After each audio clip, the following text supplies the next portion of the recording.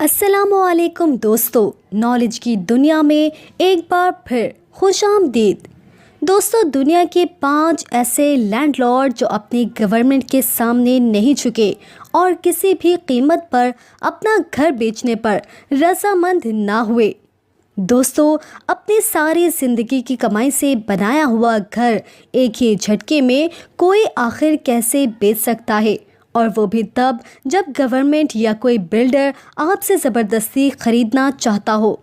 दोस्तों, आज हम आपको ऐसे 5 घर दिखाएंगे जिनके मालिकान अपना घर खाली ना करने की ज़िद पर अड़ गए, चाहे उनको सरकार का सामना करना पड़ा या किसी मालदार बिल्डर का, लेकिन उन्होंने अपना घर खाली ना किया। आइए दोस्तों, शुरू करते हैं आज की video. Number 5, Austin springs. Washington DC में वाक़ई बड़े बड़े अपार्टमेंट्स के बीच में दबा हुआ ये घर ऑस्टिन स्प्रिंग नामी शख्स का है। 1980 में जब इस जगह पर बिल्डिंग्स बनने का आगाज़ हुआ तो कई लैंडलॉर्ड ने बिल्डर्स को अपनी ज़मीन या घर बेच दिया, लेकिन ऑस्टिन स्प्रिंग्स ने बेचने से साफ इनकार कर दिया। ऑस्टिन का मानना था कि बिल्डर्स उसकी जगह की सही कीमत नहीं लगा रहे। जब ऑस्टिन को उसकी मुँह मांगी कीमत ना मिली तो उसने इस जगह पर पिज़्ज़ा शॉप खोलने का प्लान बनाया, लेकिन हुआ कुछ यूँ कि ऑस्टिन बैंक का कर्जी हो गया और उसको अपना ये घर आधी कीमत पर बेचना पड़ गया। ऑस्टिन ने ये घर एक बिल्डर को $7,50,000 में बेच दिया, जबकि वो $15 लाख की कीमत मांग रहा था। नंबर 4, यांग। पहली बार देखने में ऐसा लगता है कि शायद यहाँ पर ज़लज़ला आया है, लेकिन इस 3 मंजिला इमारत का मालिक यांग ने इसको बेचने से साफ इनकार कर दिया। चाइना की बढ़ती हुई आबादी के पेश नज़र जिस जगह ये घर मौजूद है, वहाँ चाइनीज़ गवर्नमेंट को एक हाई टेक इंडस्ट्रियल पार्क बनाना था। यांग के घर की पड़ोसियों ने तो गवर्नमेंट के आगे हार मान ली, लेकिन यांग चाइनीज़ गवर्नमेंट को कोर्ट ले गया। सरकारी बिल्डर्स ने यांग के घर का पानी की सप्लाई, गैस और बिजली का कनेक्शन तक काट दिया। यांग को पानी भरने के लिए 1 किलोमीटर दूर जाना पड़ता और रात को मोमबत्ती की रोशनी में गुजारा करना पड़ता, और आखिरकार 1 साल केस लड़ने के बाद कोर्ट ने यांग के हक में फैसला दे दिया। Number 3, Mansfield.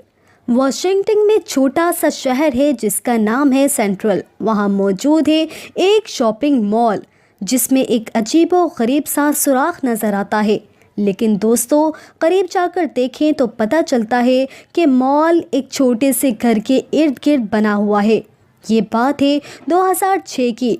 हुआ कुछ यूँ था कि इस घर में एक 84 साल की खातून अकेली रहती थी जिसका नाम मैसफील्ड था। उस वक़्त उसके इर्द गिर्द चंद घर बने हुए थे और बाकी सारी जगह खाली थी। जब ये जगह कमर्शियल हो गई तो बिल्डर्स ने यहाँ पर शॉपिंग मॉल बनाने का सोचा।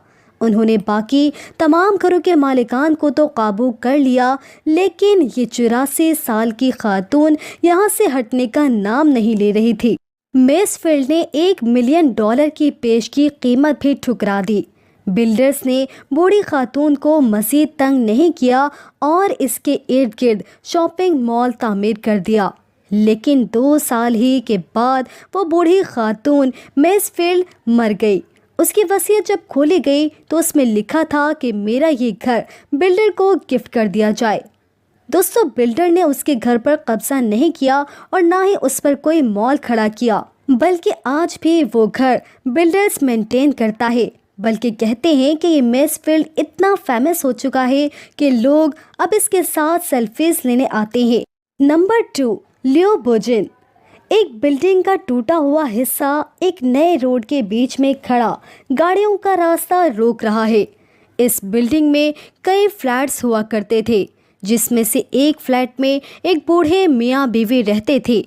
जब गवर्नमेंट को यहाँ पर एक रोड तामीर करना था तो बाकी सारे लोग तो पैसे या मुतबादिल जगह लेकर फ्लैट छोड़ गए, लेकिन लियो बोजिन और इसकी बीवी सरकार की तरफ से दिए जाने वाले मुतबादिल फ्लैट से मुतमईन ना हुए और उन्होंने फ्लैट छोड़ने से साफ इनकार कर दिया اور ٹوٹے ہوئے اپارٹمنٹ میں ہی رہنے کا فیصلہ کیا۔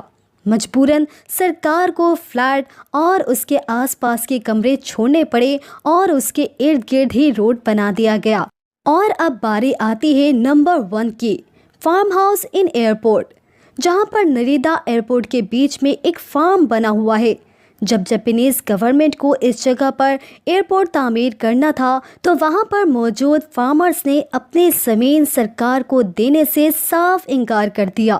کئی فارمرز آپس میں مل گئے اور کافی احتجاج بھی ہوا اور کورٹ میں لمبے لمبے کیس بھی چلے۔ آخرکار فارمرز کے حق میں ہی فیصلہ آ گیا اور سرکار کو مجبوراً ایئرپورٹ کا صرف ایک ہی رن وے بنانے کی اجازت مل سکی۔ فارمرز آج بھی وہاں ٹھیک ایئرپورٹ کے بیچ میں اپنے گھروں میں رہتے ہیں۔ ان کے گھر کی کھڑکی یا ان کے فارم پر کھڑے ہو کر ایسا لگتا ہے کہ رن وے پر ہی کھڑے ہیں۔ ناظرین، یہ وہ ممالک ہیں جہاں کی قومیں زندہ دل ہیں اور عدلیہ انصاف پسند۔ ہمیں امید ہے کہ آپ کو ہماری آج کی یہ ویڈیو ضرور دلچسپ لگی ہوگی۔ اگر ویڈیو پسند آئی ہے تو اسے لائک اور شیئر کر دیجیے، اور اگر آپ ہمارے چینل پر نئے ہیں تو نالج کی دنیا کو سبسکرائب کر لیجیے تاکہ اسی طرح کی مزیدار اور معلوماتی ویڈیو آپ تک پہنچتی رہے۔ ملتے ہیں اگلی شاندار سے ویڈیو میں، تب تک کے لیے ہمیں اجازت دیجیے۔ السلام علیکم۔